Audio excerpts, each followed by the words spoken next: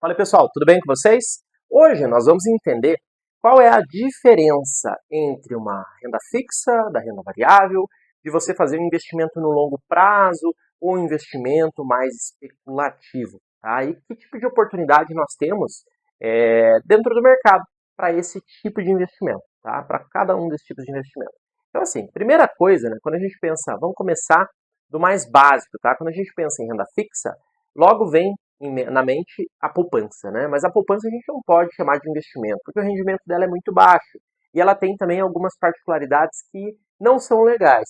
Como, por exemplo, não sei se você sabe, mas se você pega um valor, coloca lá na sua poupança, na caderneta de poupança, e tira esse valor que você investiu antes da data de aniversário, que são 30 dias após o teu investimento, tá? Então, aportei lá 10 mil reais. Se eu tirei antes de 30 dias, né, após ela completar 30 dias, né, do investimento, eu perco todo o meu rendimento. Tá? Então esse é um problema se você saca a poupança, o dinheiro da poupança antes da data de aniversário. Tá? Aí quando você vai olhar ali a renda fixa, que é algo mais seguro, o ideal seria partir para um CDB. Né? Então, dentro do CDB ali você tem uma série de investimentos. Né? Você tem o CDB pré-fixado, que ele paga ali 95% do CDI, às vezes paga 110%, 150%, né, que supera a inflação, é um investimento muito legal de renda fixa, tá? Que inclusive bate a bolsa muitas vezes, é usado, né, como um champion challenger da bolsa, vamos dizer assim, por muitos investidores. Eu tenho uma carteira de investimentos e de ações e vamos dizer, o meu parâmetro para dizer se a minha carteira é boa ou não é o CDI, eu tenho que bater no CDI. Né? Então isso, inclusive, é uma forma de remuneração de muitos analistas. Tá? Então quantos por cento eles superaram o CDI, uma fração desse percentual é o que eles ganham de comissão, tem algumas questões relacionadas a isso. Tá? Então quando você pensa em renda fixa, os mais comuns, né, é o CDB, e a poupança. Você tem também outros tipos de investimentos que você pode fazer, mas esses são os mais tradicionais. Porém, você sempre tem que optar mais pelo CDB. Tá? A poupança é para uma pessoa que realmente ela não tem conhecimento disso que eu estou falando. Porque a forma de você investir no CDB é tão fácil, gente. Você acessa o aplicativo do seu banco e você encontra lá a partir de R$ 500 para investir em CDB. Tem banco que aceita um valor menor. Tá? E a vantagem, falando em termos de valores, tá? A poupança ela te rende ali 0,3 hoje ao mês, né? 0,3 aí ao mês, tá? Já o CDB ele chega a pagar 0,8, entendeu? Então ele acaba pagando muito mais do que a poupança. Se você coloca um do lado do outro ali, pô, dá quase o dobro, tá? O CDB. Então não dá para comparar, não dá para comparar. Sem falar que se você saca o valor do CDB antes do prazo, você recebe proporcional, entendeu? Então você não perde o teu rendimento. É claro que você tem várias modalidades de CDB, né? Você tem aquele com liquidez, que é o que possibilita você sacar antes, como você tem os outros sem liquidez, que você tem que esperar a data X. Esses costumam ter um rendimento um pouquinho maior, tá? Então assim, para que é a renda fixa? É para você colocar um valor qual você não, assim, não é que você não vai perder, tá? Assim, é quase impossível você perder aquele valor que está ali. Então é um valor que você quer deixar parado. Mesmo não quero correr risco, não quero ter exposição, vai lá e coloca no CDB. Aí você tem também o tesouro que você pode investir, tem outros investimentos, tá? Mas eu vou falar aqui do que assim eu acho que é o mais simples, o mais fácil, mais acessível para qualquer pessoa, tá? Então se você deixa o dinheiro na poupança, parte do CDB que é melhor, tá? Agora, eu quero me arriscar um pouquinho mais. Aí você parte para renda variável. Aí dentro da renda variável você tem fundos imobiliários, tem fundos de investimento. Fundos de investimento nada mais nada menos se tratam de empresas que tem ali uma cesta de ações que eles analisam, tá? E tem daí um fundo, né? Eles criam um fundo, que é essa cesta de ações, que aquela empresa analisa, e você rentabiliza de acordo com aquela cesta de ações, tá? Isso é um fundo. Daí você tem fundos mais agressivos, fundos menos agressivos. Por quê? Dentro desses fundos, depende do setor, das empresas que a empresa, né, detentora do fundo ali administra, ele vai ser mais agressivo, vai ser menos. Então você tem que pegar o track record desses fundos, que nada mais ou menos se trata do histórico de rentabilidade, para você ver o drawdown, a gente vai falar sobre jargões, tá? Mais pra frente na próxima aula sobre alguns desses termos que eu tô falando agora, tá? Mas assim, eu vou tentar até não falar tanto no jargão, mas assim, o que seria o drawdown? É o teu rebaixamento. Então, a partir do momento que eu investi, qual foi o maior valor que eu cheguei a perder, tá? Então, após o meu maior rendimento. Então, exemplo, eu cheguei a ganhar R$ 1.000, mas depois eu perdi dois, né? Então, você não perdeu só 1.000, que seria em relação ao teu investimento inicial. Você perdeu dois, que é em relação ao teu maior pico de ganho, entendeu? E isso é o drawdown. Então, você tem que analisar tudo isso antes de decidir se um fundo é melhor que o outro ou pior, tá? Então, além de fundos de investimento, fundos imobiliários, você tem também o mais comum, que são as ações, né? No mercado à vista, que nada mais nada menos, você compra uma participação numa ação. Na B3 hoje você pode comprar, o lote padrão são 100 ações, tá? Então você tem ali uma ação que custa R$ 10. Eu quero comprar ações dessa empresa. Você pode comprar 100 ações dela, 100 vezes R$ 10. Tá? Então você precisa ter esse valor para você poder comprar a ação. Tá? Além disso, claro, você vai ter um descontinho ali, que é a questão da corretagem, né? Que ela é cobrada no ato de execução da sua ordem, R$ 3, R$ 4, e tem aí empresas que não estão nem cobrando corretagem, você só paga a taxa de registro, que é bem baratinho, tá? Porém, além, né, das ações do lote padrão, você também pode negociar lote fracionado.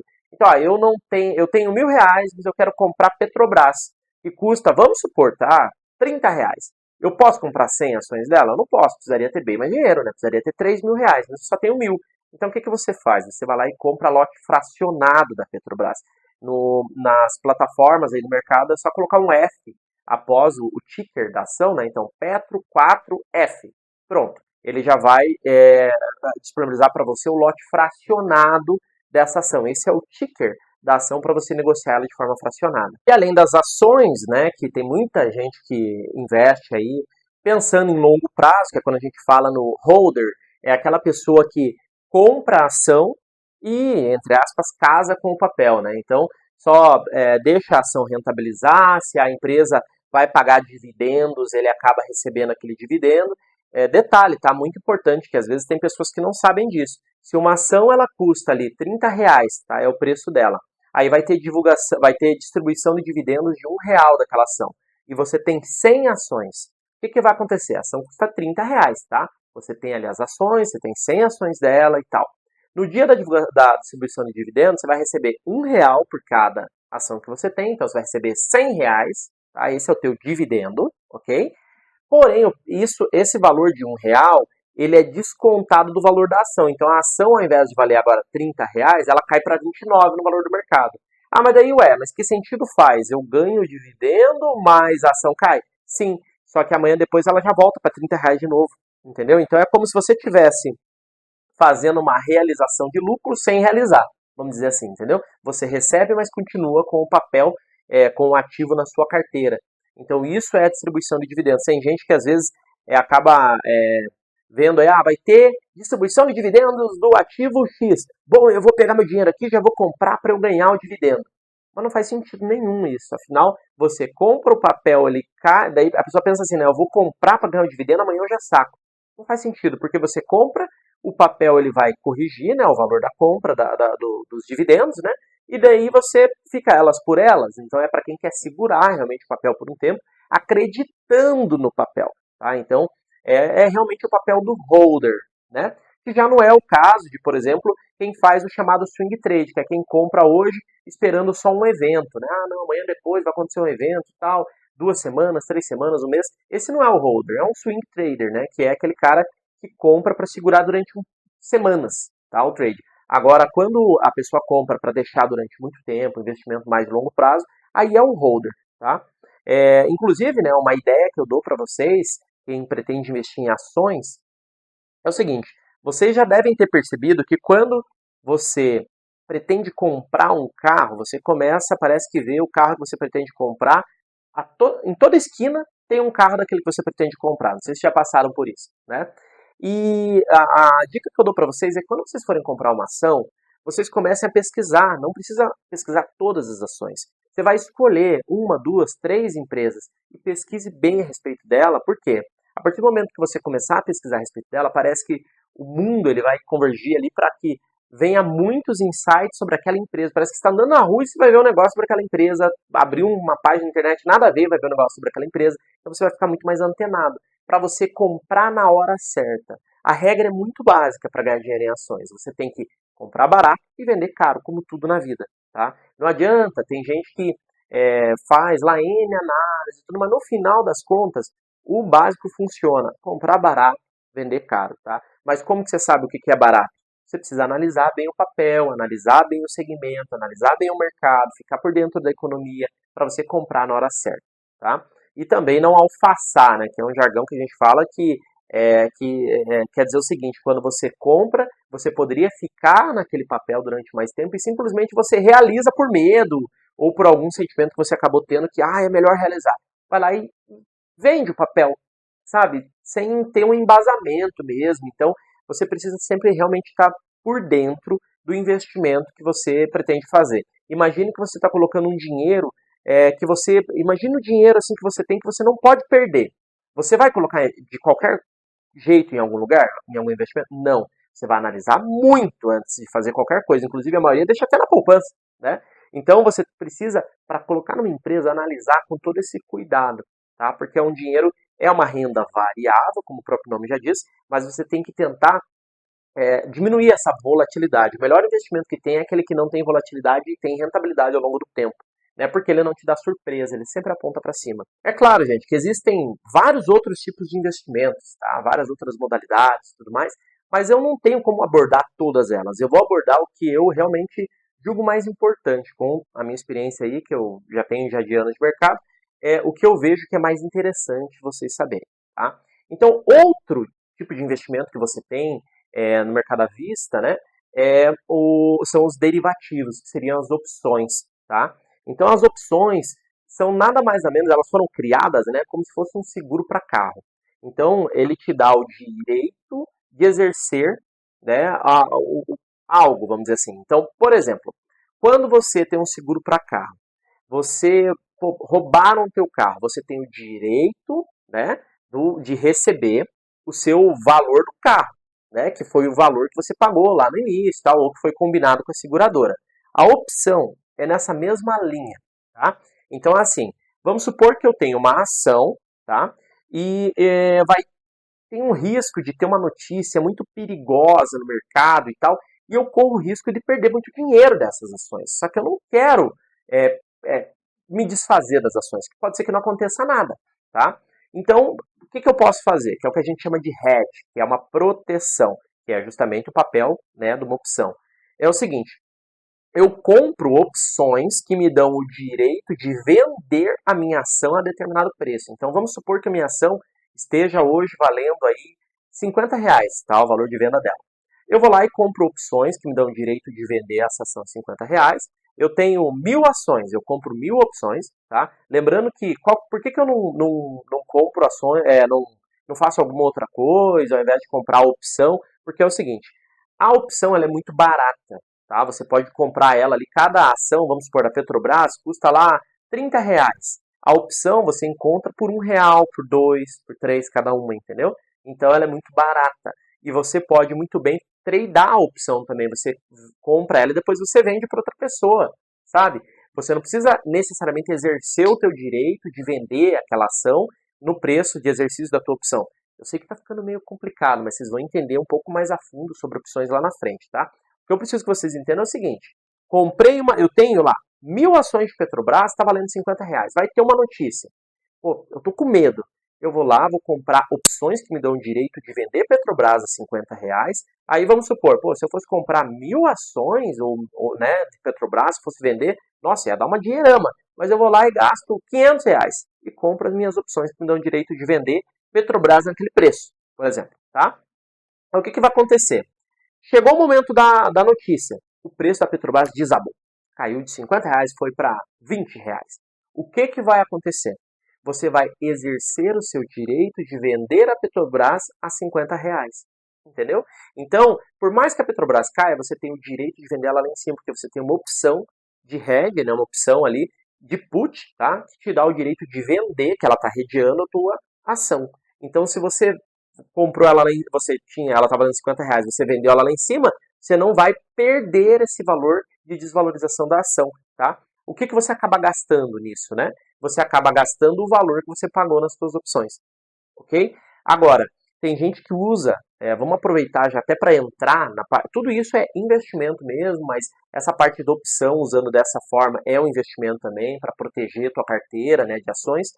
Porém, tem gente que faz esse tipo de proteção de outra forma, né? Tem gente que vende índice, vende dólar, enfim, faz a proteção da carteira de outra forma, tá? Mas com opções você pode fazer dessa maneira, comprando put, né, no preço, para segurar ali uma possível variação brusca que tenha no ativo, tá? Porém, usando isso como gancho, né, a gente também tem a parte de especulação usando opções, tá? Qual que é a maior diferença entre um investidor e um especulador, tá? O investidor, geralmente, isso não se aplica a todos, tá? Mas, assim, a maioria das pessoas. O investidor, ele analisa mais o fundamento, né? Ele vai atrás de notícias, vê mais a parte econômica.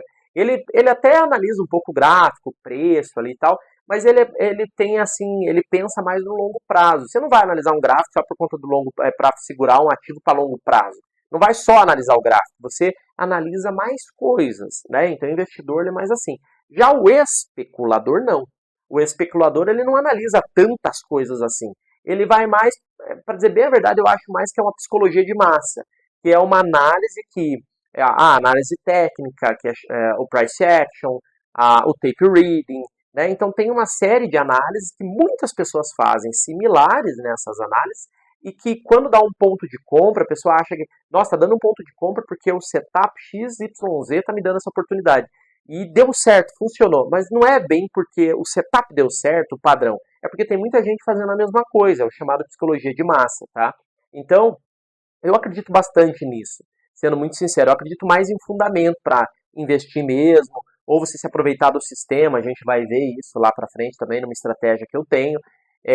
Mas assim, pensando em especulação, é algo mais como tem até um livro, né, que é o Caminhada Aleatória em Wall Street, se eu não me engano é o nome do livro, que ele menciona sobre castelos no ar, né, que era algo assim que eles desmoronavam muito fácil, né, que é a questão da especulação mesmo. É muito perigosa, as pessoas chamam, né, inclusive, né, o day trade de a Fórmula 1 do mercado, porque realmente é muito perigoso, porque da mesma forma que o preço está aqui, ele vai para cá, e você tem uma arma que é muito poderosa, chamada alavancagem, que você pode estar ganhando 100 vezes mais, ou perdendo 100 vezes mais, do que se você estivesse operando o ativo sem ter alavancagem nenhuma. Tá? Então, especular é perigoso, você tem que saber o que está fazendo. A gente vai ver algumas técnicas ao longo aí das aulas, tá? Mas tem que tomar muito cuidado na hora de especulação. O que eu diria que difere a especulação no investimento principalmente, é o prazo que duram os trades, tá? Então, por quê? Tanto fazendo investimento quanto especulando, você está fazendo um trade. A diferença é que o investimento dura por mais tempo. O trade ele é mais curto, né? Ou chamado até de day trade, que é quando ele encerra e fecha no mesmo dia. Tá? O ativo, ele rabisca durante o dia. Então você corre muito risco. Tem que saber muito bem o que está fazendo para não fazer besteira, acabar expondo um dinheiro que você não pode. Tá? Então, um conselho, né, que eu dou para todos aí cara, você tem um dinheiro bom, você vai pegar a maior parte dele, coloca em renda fixa, CDB, uma outra parte, vamos supor, 50% você pode pôr ali. 30% você pode colocar ali em ações, no exemplo, daí você rateia, ou até 40%, eu diria até 60% aqui, tá? 30% em ações e 10% que você faria só para especulação. Nunca o contrário, especular com tudo, tá? A especulação, lembrando que isso não se trata de um padrão, não é uma recomendação até de investimento, não, mas eu estou dando assim uma ideia, tá? Para vocês verem o tamanho do risco que é você especular. Mas é aquela velha história, né, gente? Quem vai falar para você que é melhor você partir só para renda fixa, só investimento longo prazo, investe um valor sempre pequeno e tal, vai ser aquela pessoa que tem muito dinheiro, afinal, 1% de 100 é R$ 1, 1% de 1 milhão são R$ 10.000.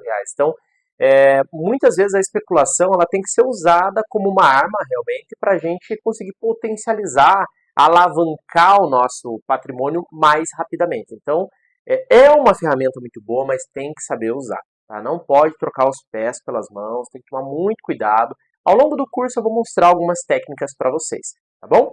Vamos então à próxima aula, vejo vocês lá.